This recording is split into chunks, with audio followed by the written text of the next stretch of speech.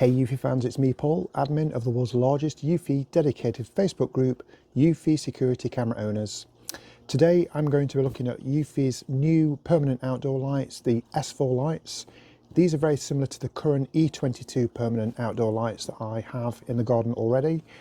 Slight differences are that these are radar motion activated. With E22 lights, they are activated or can be activated by Eufy cameras. With these, you don't need a Eufy cam. You can use the radar sensor, which is here on the box, which will turn the lights on. These are actually cuttable, so they can be cut to length, and the set I have are 30 meters or 100 feet long. I will shortly show where I intend to put these. As I mentioned, the E22 lights I already have up in this gazebo and over this side of my garden. These are going to go down that side of the garden, and I shall show you where I mean. With these sort of things, it is important that you plan where to put them, the route they're going to go, so you can feed it through gaps and hide away the cables, because they're not the most attractive things when the lights are actually visible as the physical light. If you can hide them away, the effect or the glow that these lights give can be really, really effective. Before we set them up, we'll see what's in the box. Now, it is a very heavy box. As I mentioned, these are 100 feet of lights or 30 meters, so expect quite a lot of cable in there. But there are a lot of parts to these. I've not had a good look through this yet, so yeah, what I'll do, I'll get this all set up on the table so you can see what you get.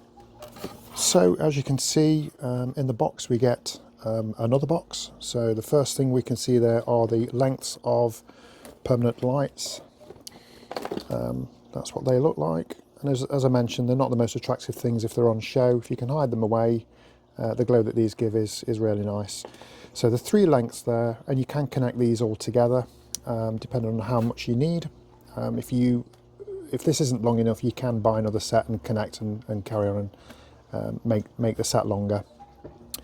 In this side, we've got all the fittings, so brackets and things to attach them to fences or walls. The power cables there, power adapter, and here we have, I think, is the radar. Yep, so that's a radar sensor. That would be stuck to a wall or the eaves of a house, and that would detect motion, which would then trigger all the lights to come on there.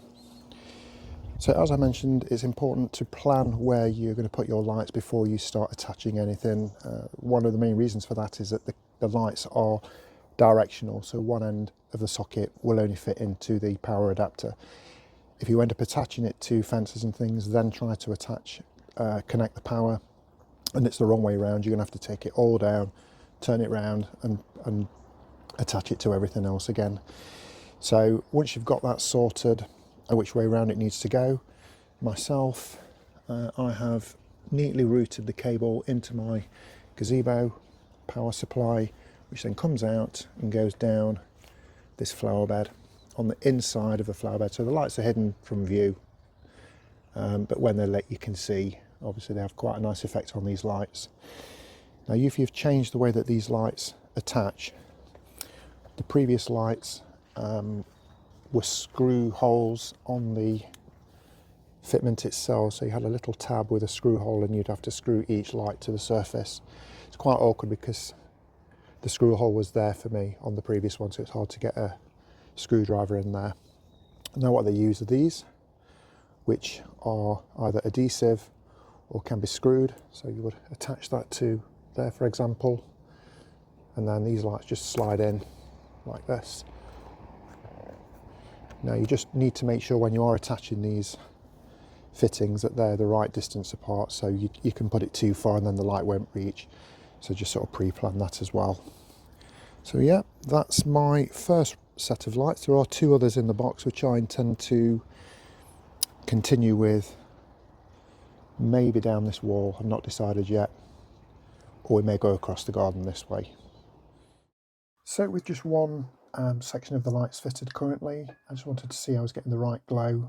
As you can see, this is a little over the top of the colours, but it shows the way the light diffuses and is quite a pleasant thing to look at in the garden. You can obviously calm that down and have a more subtle colour.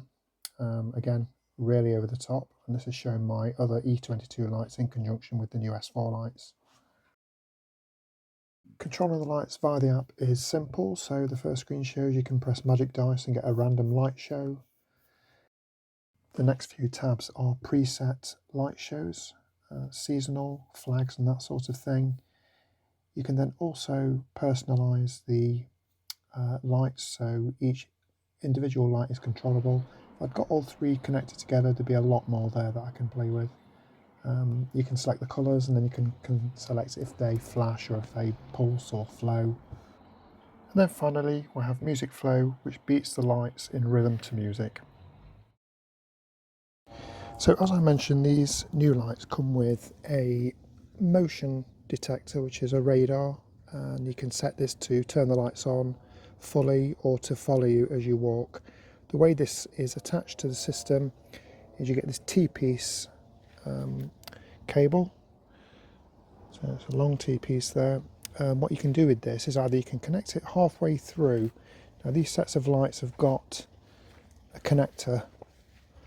Where are we? There we are, halfway through. So you can unscrew that half, put the cable in half, and then attach the T-piece to that. And then on the other end is a USB-C, which plugs into the radar. This can also be attached to the end of a cable between lights. So then you need to mount the radar in a clear space on the eaves or on a wall, and it has to be around, I think it's 2 meters or above. So I've not quite got the cable length for that yet, but I'm going to readjust this.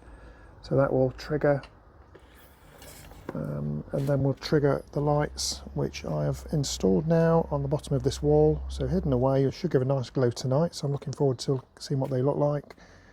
And up there and down the flower bed that I originally did. So as you can see, there are many different light shows you can select, and this one's kind of a crazy rainbow, a little bit over the top, but still fun for parties. I took my drone up to have a look what it looks like from above, and yes, it is bright. It's brighter in real life. This doesn't really pick out the brightness of the lights. So depending on the atmosphere you want, you can go for really jazzy, bright party lights. You can have the lights dance to music as well, and you can select the colours and the beat that they go to. Usually when I'm in, I like a bit more subtle, so I'll go for something like a romantic pink, as you can see here.